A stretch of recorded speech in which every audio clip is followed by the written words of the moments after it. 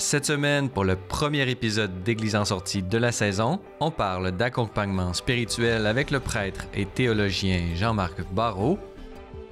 Et on vous présente un reportage sur une belle histoire de parrainage d'une famille syrienne par le diocèse de Saint-Jean-Longueuil.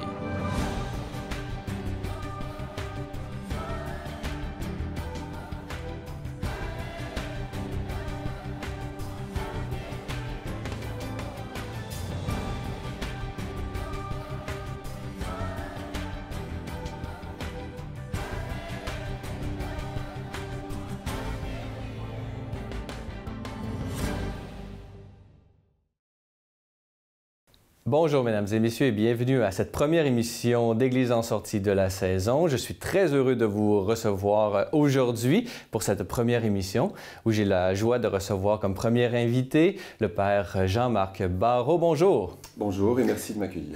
Père Jean-Marc Barrault, on vous connaît, on vous a déjà reçu à l'émission pour parler d'un thème connexe à celui dont on va parler aujourd'hui, puisque, simplement pour vous présenter, pour ceux qui ne vous connaissent pas, vous êtes théologien de formation, docteur en théologie. Vous avez travaillé de nombreuses années sur plusieurs thèmes, selon la théologie de Jean-Paul II, les soins palliatifs. Vous vous exercez actuellement également en accompagnateur spirituel pour les soins palliatifs à l'hôpital Marie-Clarac qui se trouve ici même à Montréal. Alors, j'aimerais discuter aujourd'hui d'un cours que vous donnez à l'Université de Montréal cet automne, alors qu'il vient presque toujours de commencer. C'est justement sur l'accompagnement spirituel. Alors, peut-être pour nous distinguer un peu, qu'est-ce que c'est que l'accompagnement spirituel? Pouvez-vous nous donner un peu la définition que vous avez? Alors, de fait, j'aime bien distinguer direction spirituelle d'accompagnement spirituel. Je pense que c'est plus approprié aujourd'hui de parler d'accompagnement spirituel. Puis si on reprend un peu l'épistémologie du mot accompagnement, il y a vraiment la dimension de ad qui est vers. Donc c'est vraiment accompagner quelqu'un vers un horizon. Pour quelqu'un de chrétien, c'est vers un horizon de charité, vers une personne qui est le Christ. Et l'horizon ultime également. Qui est exactement, surtout en soins palliatifs, vous avez raison. La deuxième dimension, c'est cum, accompagner cum, donc c'est avec. Et ça, j'y donne beaucoup d'importance. Accompagner spirituellement, c'est pas être en arrière de quelqu'un simplement et le regarder aller, c'est vraiment être avec lui. Et accompagner, c'est aussi panem, qui veut dire pain. Et je crois que c'est très beau parce qu'en fait, c'est partager une même nourriture et qui est de l'ordre spirituel et qui nous renvoie à ce qu'on appelle le compagnonnage, qui est la fraction du pain et qui, ultimement, pour des catholiques, renvoie évidemment à l'Eucharistie. Donc c'est vraiment faire chemin avec quelqu'un, quelqu'une, pour découvrir en fait la finalité de sa vie, qui, pour nous chrétiens, encore une fois, est le Christ. C'est pour ça que ce n'est pas une direction. J'ai enseigné un cours l'année dernière sur le XVIIe siècle, du temps de Jeanne Mance et de Maisonneuve, et Marie l'Incarnation et tant d'autres. On parlait de direction spirituelle avec les jésuites, avec les sulpiciens, etc. Je pense qu'on parle plus aisément aujourd'hui d'accompagnement. Comment vous la distinguez, par exemple, peut-être d'une rencontre au niveau psychologique ou peut-être le coaching? Là, j'imagine qu'il y a des éléments de chacun qui se retrouvent dans l'accompagnement spirituel, mais il y a des éléments qui s'en distinguent. Pouvez-vous nous éclaircir un peu quel est le propre de l'accompagnement spirituel? Alors, il y a au moins deux questions dans votre question. Par rapport au coaching, en fait, ce qui est intéressant, puis je vais le montrer dans le cours, pour le cours, en fait, les gens peuvent venir le suivre par thème. Donc, par exemple, ils suivent, je sais pas, un cours sur la direction ou l'accompagnement spirituel selon les jésuites, selon les carmes, selon une approche psychospirituelle, etc. Donc, ils peuvent y aller par thème ou dans son ensemble, et c'est ouvert au public. Donc, ils sont vraiment les bienvenus. Je pense que le coaching, en fait, va chercher une vision sur l'homme, donc une anthropologie distincte de l'accompagnement spirituel. Pour dire les choses simplement, bien qu'un petit peu académique, je crois que l'accompagnement spirituel s'inscrit dans ce qu'on appellerait l'adgéré, c'est-à-dire la dimension plus de relation gratuite à l'autre. L'adgéré, c'est la relation filiale, la relation amicale, la filia. Alors que le coaching, c'est plus dans l'ordre de l'entreprise, c'est le facere, c'est faire. Et ça augure en fait une grande distinction. C'est que l'accompagnement spirituel, c'est pas avoir un projet sur quelqu'un, mais c'est l'accompagner dans son fort interne, dans sa conscience, par rapport non pas à un projet, mais par rapport à une vie qui relève plus de l'amour que du faire, que de l'entreprise. Le coaching relève vraiment de l'efficacité du coaching. Après, l'autre question que vous aviez sous-jacente à votre question, c'est la question de la psychospiritualité. Et il y a plein de lieux, en fait, à Montréal où on enseigne l'accompagnement spirituel selon une vision psychospirituelle.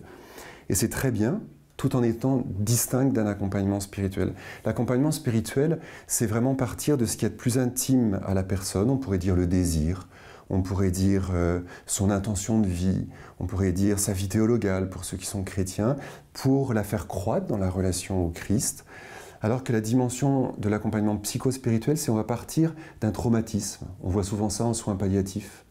Où vous avez, ça m'est arrivé hier, une personne qui arrive, une cinquantaine d'années, elle vient de recevoir en fait le diagnostic du médecin, maximum 3 mois de vie. Je la reçois dans sa chambre, elle est traumatisée cette personne. Elle était avec une vie rayonnante, sportive, etc. Et du jour au lendemain, sa vie... Tout s'écroule, il y a un traumatisme. Dans ce cas-là, on a une approche psychospirituelle, c'est-à-dire on va essayer de circonscrire le traumatisme pour, à partir de ça, ouvrir à un accompagnement spirituel. Donc on part d'une dimension psychologique pour aller au spirituel. Donc des fois, c'est nécessaire, évidemment.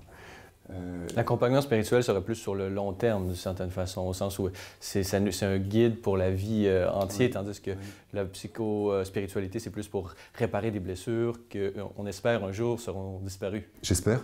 J'espère en effet. Malgré tout, il y a des blessures qui demeurent. Mais je crois que ce que vous dites est juste et que d'une certaine manière, l'approche psychospirituelle doit aboutir à un accompagnement ultimement spirituel, c'est-à-dire au plus intime de ce qui habite la personne humaine.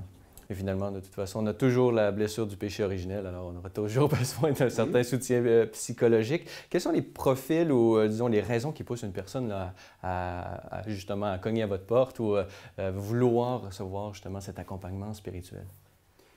Au point de vue académique, puisque le cours va être donné à l'automne, c'est vraiment un sujet qui revient. Qui a été mis un petit peu à l'écart parce qu'il a été caricaturé. Et en raison de tous ces mouvements comme le coaching auquel vous avez fait allusion, etc., mais aussi les mouvements comme le yoga, en fait, c'est in, si vous voulez, d'avoir un maître à penser, d'avoir un coach, etc.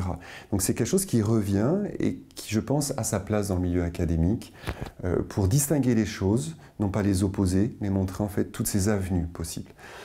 Au point de vue, j'allais dire clinique, en soins palliatifs, en fait, ça s'impose.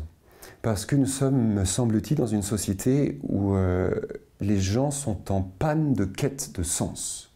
Qui plus est, on parlait de traumatisme, quand il y a un traumatisme qui est l'annonce d'une fin proche, vous n'avez plus que 6 mois à vivre, plus que 3 mois, que 2 mois à vivre, le moteur s'arrête.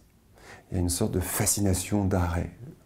Et là, je crois que l'accompagnement spirituel consiste à faire renaître la personne dans un rapport à la vie.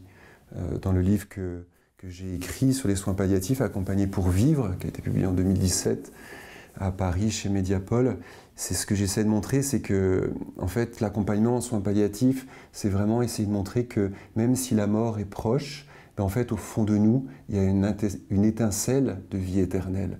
Et que l'accompagnement va consister à faire renaître cette étincelle. Ça me fait penser à Jean de la Croix et Vive flamme d'amour, hein, mais on est fait pour ce feu intérieur. Puis il y avait, j'imagine, à l'époque, une notion d'obéissance qui a été, disons, peut-être un peu relâchée, j'imagine. La personne qui vient voir son accompagnateur spirituel n'a pas nécessairement totalement une vision de soumission par rapport à son directeur spirituel, comme ça a pu être le cas dans les siècles passés. Oui, pour aller dans votre sens, il faut voir la fondation de Ville-Marie, 1642, la manière dont des Jeanne Mance, des Maisonneuve, des Marguerite Bourgeois et tant d'autres, en fait, ont obéi aveuglément à leur père spirituel. Ça leur a permis de venir ici exactement, pour la fondation. Et c'est vrai qu'aujourd'hui, c'est quelque chose qui se voit moins. Ça s'inscrit plus, j'en parlerai pendant le cours, mais de manière dialogale. Et je crois que le dialogue est bien en emphase avec notre société que j'aime à nommer post-moderne. Parce que le dialogue vient chercher les consciences, vient interpeller et n'impose pas, en effet. Pour revenir peut-être sur la question de l'accompagnement spirituel comme le fait d'enlever les obstacles pour libérer la personne dans cette attraction à sa fin, je ferai allusion par exemple à l'exhortation du pape François sur la sainteté. Et en fait, il est jésuite, et les jésuites ont une tradition d'accompagnement spirituel qui est remarquable, vous le savez autant que moi, et il montre dans cette exhortation, et c'est important à travailler, me semble-t-il, 2 obstacles, ce qu'il appelle le pélagianisme moderne, et puis le gnosticisme moderne. Ça montre bien ce qu'est l'accompagnement spirituel. Le pélagianisme moderne consisterait en fait à vouloir... l'activisme. Ouais, un activisme qui veut en fait conduire notre vie par nous-mêmes, pour nous-mêmes. Autonome, jusqu'à une sorte d'égologie. Et là, le pape François, il dit attention, sur les chemins de la croissance humaine et spirituelle, c'est bien d'avoir un compagnon de route, d'être accompagné. Donc ça, c'est l'aspect du pélagianisme moderne. Et puis l'autre, qui est le gnosticisme, c'est de réduire la transcendance, de réduire la vie théologale, de réduire le lien à Dieu, au Christ, à en fait ce qu'on veut en faire par nous-mêmes. Ma subjectivité.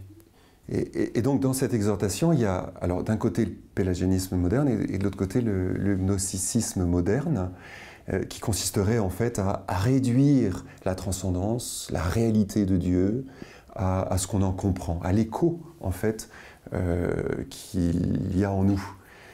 C'est pas un mal, mais c'est limitatif quand on s'arrête là.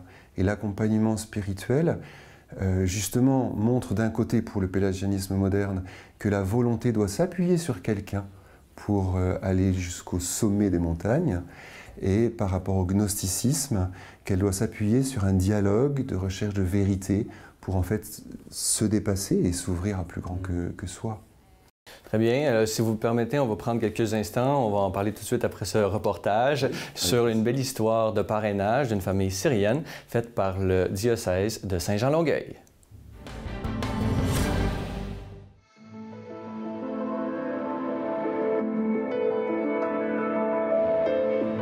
Je m'appelle Père Elias Alanout. Je suis de l'origine syrienne. Je suis venu avec ma famille. On a quitté notre pays, notre paroisse là-bas en Syrie à cause de la guerre.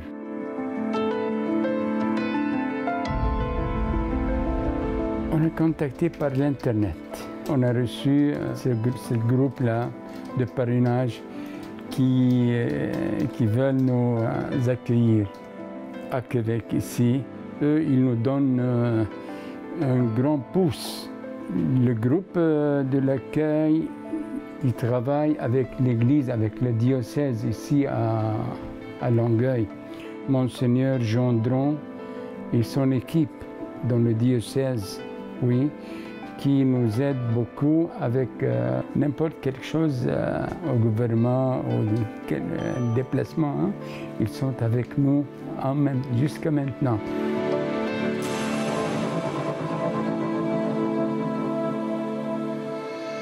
En Syrie, j'avais une grande paroisse, plus que 400 familles.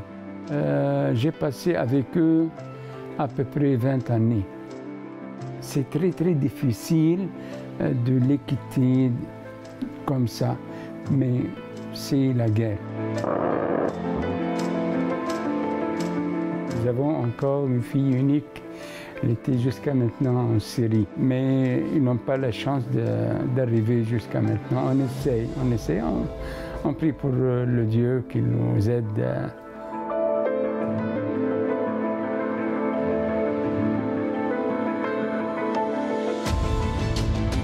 On a quitté notre pays, la Syrie, on a quitté la maison, on a vendu tous.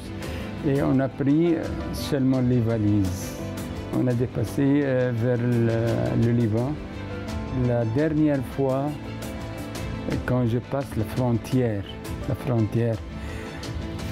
on a fait comme ça, on a fait une dernière vue de notre pays pour dire au revoir, peut-être adieu, mais On a laissé tous en série, sauf la pensée, la mémoire.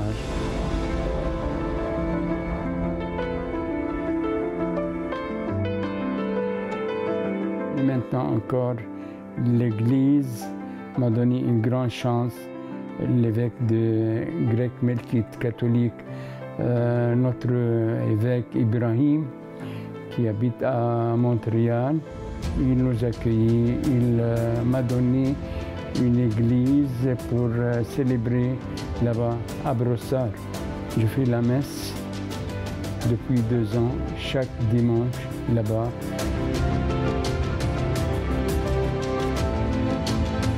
Main froide, cœur chaud.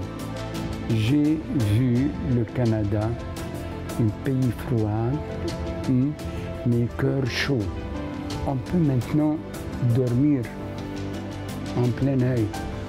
On peut se déplacer sans fusée, sans bombardement, sans territoire, sans... Oui. J'ai la paix en cœur parce que je suis dans l'Église.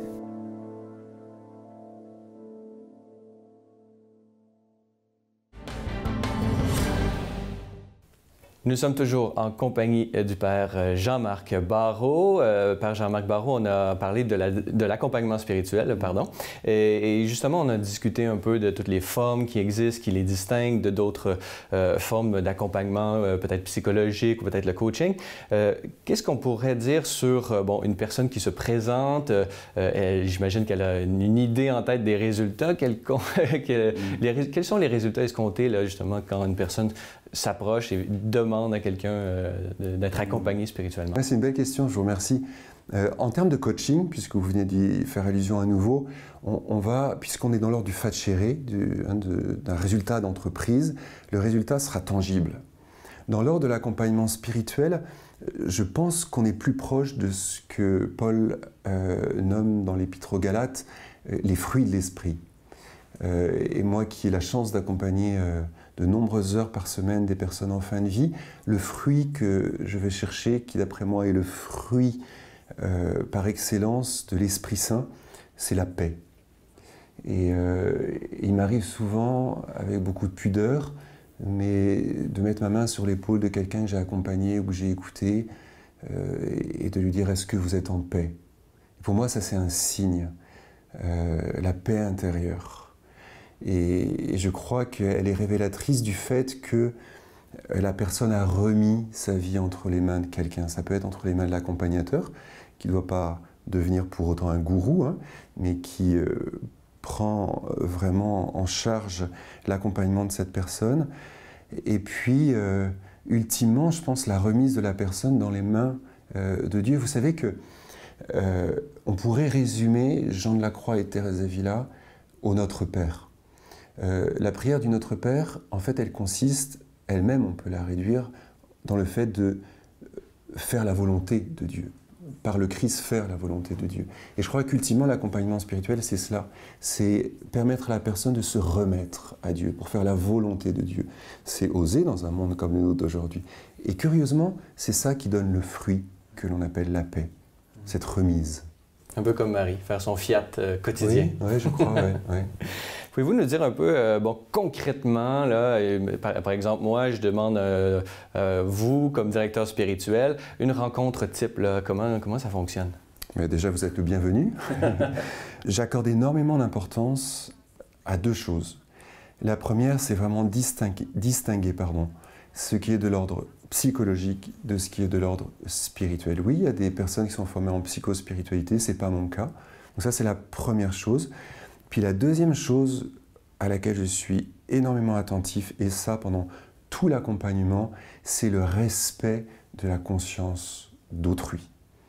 Et donc en fait, concrètement, qu'est-ce que ça veut dire? Ça veut dire que je ne vais jamais rentrer dans le fort interne, c'est-à-dire l'intime de la personne, si elle n'exprime pas le désir de parler de ce qu'elle porte au plus profond. Donc je pars vraiment de la personne qui est en face de moi. Et ça, c'est peut-être une différence avec la direction spirituelle d'antan, où en fait on était beaucoup plus incisif. Là, je crois qu'il y a une sorte de discrétion qui d'après moi est beaucoup plus approprié à la science de l'âme, si on peut parler comme ça. Et plus adapté peut-être aux gens d'aujourd'hui. Il me semble, oui. Il me semble, oui. Vous faisiez allusion à Jean-Paul II en introduction, donc au Concile Vatican II, puisque c'est un herméneute du Concile Vatican II. Et il y a eu ce décret sur la conscience, une anthropologie de la conscience. D'après moi, c'est l'un des points forts du Concile Vatican II. Dans l'accompagnement spirituel, je pense que c'est un point important. Respect de la conscience. Après, en fait, la personne, on peut la rencontrer une fois tous les mois. Et je crois qu'il y a une chose qui est importante, c'est d'éviter en fait un attachement excessif de la personne. On est là pour lui permettre de s'attacher au Christ, si elle est chrétienne, ou de s'attacher à sa famille, si c'est un accompagnement humain, mais il ne s'agit pas de s'approprier la personne. En soins palliatifs, c'est une réalité extrêmement importante parce que les personnes sont vraiment vulnérables. Donc en fait, elles s'appuient sur nous comme si on était Dieu en personne, ce que je ne pense pas être. Et donc il faut vraiment avoir cette éthique, c'est une question d'éthique, de toujours renvoyer la personne à sa famille, à Dieu, à son fort interne et de ne jamais rien s'approprier. Moi, j'aime bien que le lieu en fait soit ouvert pour manifester que l'accompagnement spirituel, c'est pas quelque chose qui renferme, c'est pas quelque chose de détaché de la vie ordinaire. Exactement, c'est quelque chose qui replonge la personne dans la vie.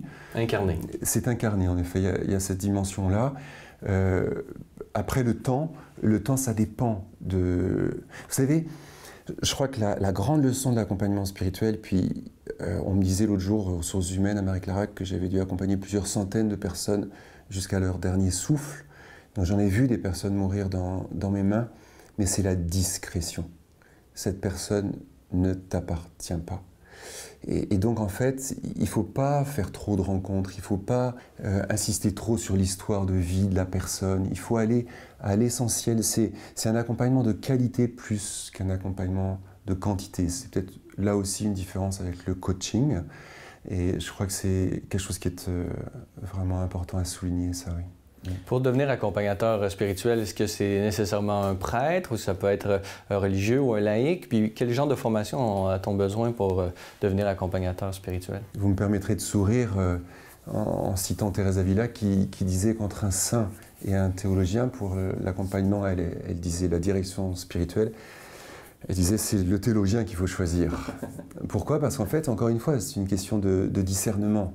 Donc il faut quelqu'un qui soit formé. Je pense qu'aujourd'hui, j'ajouterais à Thérèse d'Avila la philosophie, l'anthropologie, la sociologie, peut-être des notions aussi psychologiques, même s'il ne faut pas mélanger les choses, parce que c'est vraiment une question de discernement pour renvoyer la personne à ce qui va l'aider vraiment. Lui dire, écoutez, ça c'est une question que vous portez qui est d'ordre culturel, je n'ai pas votre culture, peut-être vous tournez vers votre communauté culturelle, ou là, sur l'aspect psychologique, tournez-vous vers un psychologue. Donc c'est du scalpel, l'accompagnement spirituel. Donc en fait, on ne sera jamais assez formé. Parce qu'une âme, c'est fragile, c'est sacré, et ça demande un respect vraiment infini. Il faut, je pense aussi, en plus de cette formation au discernement, une grande sensibilité, pas de la sensiblerie, mais de la sensibilité. Savoir détecter au-delà des mots ce que la personne porte et ne veut pas dire. Ça ne veut pas dire qu'on va aller chercher la chose, mais on le porte, on le garde en soi. Et je vous donnais l'exemple. Depuis 15 jours, aux soins palliatifs, on a une personne qui est hospitalisée, relativement jeune, espérance de vie d'1 mois et demi maximum, métastase au cerveau, etc. Et j'ai jamais eu l'occasion de rentrer dans sa chambre parce qu'on m'a jamais invité, ni sa famille, ni le patient. Et pendant 15 jours, j'ai porté cette personne à l'intérieur de mon cœur et dans ma prière, véritablement. Et je passais régulièrement dans sa chambre. Et puis, il n'y avait pas de signe concret de la providence qui m'autorisait. Vous voyez, là, on est dans le domaine du discernement, de voir si c'est opportun de rentrer pour saluer cette personne. Je n'ai pas fait. Hier, je suis assis, je parle avec une personne. Il y a 2 personnes qui s'approchent de moi d'un certain âge. C'était les parents. Et je fais connaissance avec les parents, ils éclatent en sanglots, et puis ils disent, écoutez, il y a 10 jours qu'on attend de vous rencontrer. Donc en fait, l'accompagnateur spirituel ne doit jamais s'imposer, la terre est sacrée, il doit simplement en fait être attentif, ouvert, et puis... respecter la liberté. Ouais, puis docile à l'Esprit Saint, c'est l'Esprit qui, d'après moi, conduit chacune de ces rencontres, ultimement en tout cas, oui. Et peut-être à Montréal, si une personne qui nous écoute désire un accompagnateur spirituel, connaissez-vous, est-ce qu'on va à notre paroisse à côté de chez nous? Est-ce qu'il y a des endroits que vous connaissez ou est-ce qu'ils sont spécialisés là-dedans? Tout à l'heure, dans votre question, il y en avait une autre sous-jacente qui était en fait que c'est réservé aux prêtres. Le XVIIe siècle nous montre très bien en fait qu'il y avait des accompagnatrices ou des directrices. Donc en fait, c'est pas simplement lié au sacerdoce, aux prêtres. Il peut y avoir des laïcs très bien formés, des femmes très bien formées, qui ont justement cette sensibilité, puis cette connaissance des choses intérieures qui fait un accompagnement spirituel magnifique. Donc l'essentiel, c'est d'aller auprès d'une personne avec qui on se sent à l'aise et qui n'est pas un gourou, qui est vraiment formé. Et ça, la personne, elle va le sentir assez vite. Ça peut être en effet dans une paroisse. Après, il y a des centres de formation, il y a le Pèlerin, il y a plein de lieux à Montréal. Le Pèlerin se concentre sur une approche psycho-spirituelle. Il y a d'autres lieux qui sont plus d'ordre spirituel. Je crois, qui c'est qui disait ça? C'est Jean de Saint-Samson, qui est un réformateur de l'ordre carmélitain en France du XVIIe siècle. Et il disait une chose intéressante, il disait, vous savez, quand on n'a pas de père ou de mère spirituelle ou d'accompagnatrice ou d'accompagnateur spirituel, ne vous forcez pas trop. Ne vous forcez pas trop, la Providence s'en chargera, elle le mettra sur votre route au bon moment, demandez si c'est la volonté de Dieu, et remettez-vous-en à Dieu. Donc il faut bien comprendre qu'on ne peut pas absolutiser l'accompagnement spirituel, c'est un moyen parmi d'autres, mais ce qui est, pour quelqu'un qui est chrétien, ce qui est ultime, c'est cette remise de la vie de chacun à Dieu. Mais toujours rechercher à tout le moins une personne qui est reconnue par les autorités ecclésiales. C'est toujours plus certain d'avoir quelqu'un qui est bien formé, comme vous l'avez mentionné. Jean-Marc Barrault, je rappelle que vous êtes prêtre Voluntas Dei. Vous êtes ici même à Montréal. Vous êtes théologien, prêtre accompagnateur à l'hôpital Marie-Clarac en soins palliatifs, auteur de nombreux ouvrages, dont un qu'on a pu mentionner aujourd'hui durant l'émission, justement sur les soins palliatifs, qui est publié aux éditions Mediapol, et vous êtes également professeur actuellement à l'Université de Montréal pour un cours sur l'accompagnement spirituel et qui est ouvert au public. Alors, pour ceux qui veulent en apprendre davantage, j'imagine que toutes les informations sont sur le site Internet de l'Université de Montréal. C'est exact. Alors, Jean-Marc Barrault, merci beaucoup d'avoir été avec nous aujourd'hui. C'est moi qui vous remercie. Voilà, c'est tout pour aujourd'hui. N'hésitez pas, si vous avez des questions ou commentaires, vous pouvez m'écrire à l'adresse qui apparaît à l'écran. Revenez-nous la semaine prochaine pour un autre épisode d'Église en sortie.